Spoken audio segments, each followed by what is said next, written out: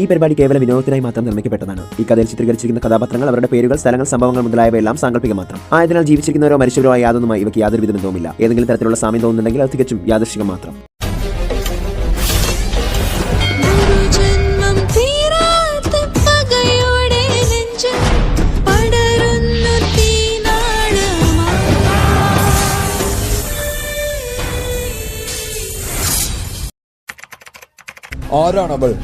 ആരാണ് മത്സ്യനാഗിനി?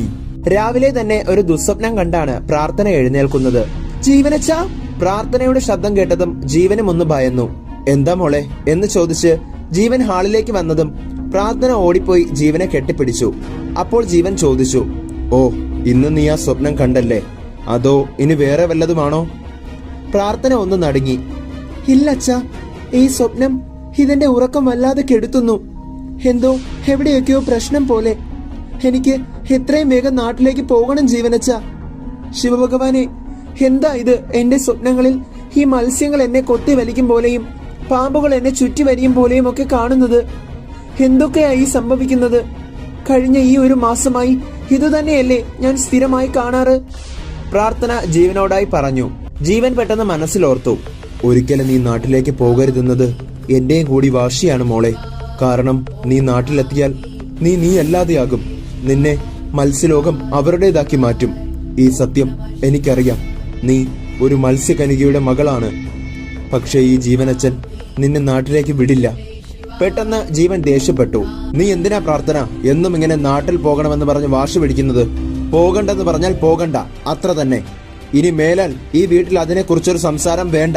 ജീവൻ ശബ്ദമുയർത്തിയതും പ്രാർത്ഥന പറഞ്ഞു, ജീവനച്ച, ഞാനിപ്പോ പഠിച്ചു കഴിയാറായി. എത്ര നാൾ എന്നെ ഇങ്ങനെ ഈ UAE തളച്ചിടും? ഞാൻ നാട്ടിലോട്ട് പോവുക തന്നെ ചെയ്യും. ജീവനച്ഛൻ നോക്കിക്കോ. ഇത്രയും പറഞ്ഞ് പ്രാർത്ഥന നേരെ ഫ്രഷ് ആകാനായി ബാത്റൂമിലേക്ക് പോയി. അന്നേരം ജീവൻ ഋഷിയെയും പ്രദയെയും വീഡിയോ കോളിൽ ഫോൺ ചെയ്തു. ഋഷി, പ്രദ, പ്രാർത്ഥന നല്ലതുപോലെ വാശി പിടിക്കുന്നുണ്ട് നാട്ടിലേക്ക് വരാൻ. ഞാൻ പറയുന്നതിനൊക്കെ ഒരു അതിരില്ലേ? നിന്റെ ഫ്രണ്ടാണ് ഞാൻ. അവൾക്ക് അച്ഛന്റെ സ്ഥാനമൊക്കെ തന്നെയാണ് ഞാൻ. പക്ഷേ ഇനി എന്തൊക്കെ കള്ളം ഞാൻ പറയണം? പെട്ടെന്ന് ഋഷിയുടെ ഫോൺ പ്രദ വാങ്ങി. പറഞ്ഞേ പറ്റൂ ജീവൻ. അറിയാലോ, ഇനി 28 ദിവസം കഴിഞ്ഞാൽ പ്രാർത്ഥനയുടെ 25ാം പിറന്നാളാണ്. ആ പിറന്നാൾ വരെയും പ്രാർത്ഥന നാട്ടിലെത്താൻ പാടില്ല. അഥവാ എത്തിയാൽ അവളെ മത്സ്യലോകം കൊണ്ടുപോകും. അതിന് ഞാൻ അനുവദിക്കില്ല. അവൾ മനുഷ്യനായി സ്വസ്ഥമായൊരു ജീവിതം നയിക്കണം.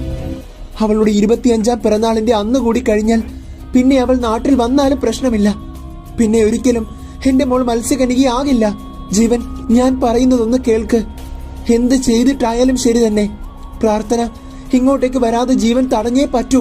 ഇത്രയും പറഞ്ഞ് പ്രദ ഫോൺ കട്ട് ചെയ്തു. പ്രദ അവസാനം പറഞ്ഞ വാക്ക് കേട്ടുകൊണ്ടാണ് പെട്ടെന്ന് പ്രാർത്ഥന കിച്ചണിലേക്ക് വന്നത്. ഒരു കാരണവശാലും പ്രാർത്ഥന നാട്ടിലെത്തരുത് എന്ന് പറയുന്നത് പ്രാർത്ഥന വ്യക്തമായി കേട്ടു. പക്ഷേ അവൾ ജീവനോട് അക്കാര്യത്തെക്കുറിച്ച് ഒന്നും ചോദിച്ചില്ല. കാരണം ചോദിച്ചിട്ടും കാര്യമില്ലെന്ന് അവൾക്കറിയാമായിരുന്നു. പ്രാർത്ഥന നേരെ ആഹാരം കഴിച്ച് കോളേജിലേക്ക് യാത്രയായി. കോളേജിലെ അന്നത്തെ ദിവസം മുഴുവൻ പ്രാർത്ഥനയുടെ ചിന്ത പ്രദ പറഞ്ഞ വാക്കുകളായിരുന്നു. എന്നാലും എന്തിനായിരിക്കും എന്നെ നാട്ടിലേക്ക് പോകുന്നതിൽ നിന്നും അച്ഛനും അമ്മയും ഇത്രയ്ക്കും തടയുന്നത്? എന്തോ വലിയ കാര്യം തന്നെ ഇതിന്റെ പിന്നിലുണ്ട്. എല്ലാം കണ്ടെത്തണം. അതിന് ഞാൻ നാട്ടിലോട്ട് പോയേ പറ്റൂ. പക്ഷെ ജീവനച്ഛനോട് പറഞ്ഞാൽ എന്നെ വിടില്ലെന്നുള്ളത് ഉറപ്പാണ്. പിന്നെ എങ്ങനെ? ഒരു കാര്യം ചെയ്യാം.